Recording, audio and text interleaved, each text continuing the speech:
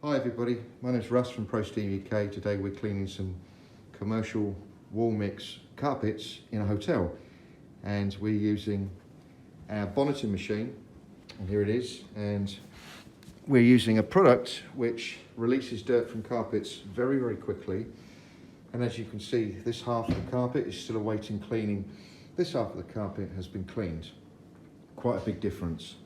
My assistant has just put a brand new pad on this machine, and we're going to do a pass. We're going to show you how clean we can get that carpet using the minimum of moisture. Okay, so if you want to start it up, Jane. So the pad is actually absorbing all the dirt that the chemical has drawn out of the carpet to the surface. Okay, this is the perfect method if you don't want to overwet the carpet. You want the carpet to look really clean, and it's ready to use in anywhere between 30 to 60 minutes depending on the carpet, depending on the soil levels.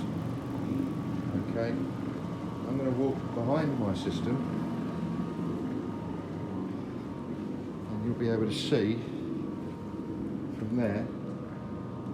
Okay, so that one pass, you can see it is clean.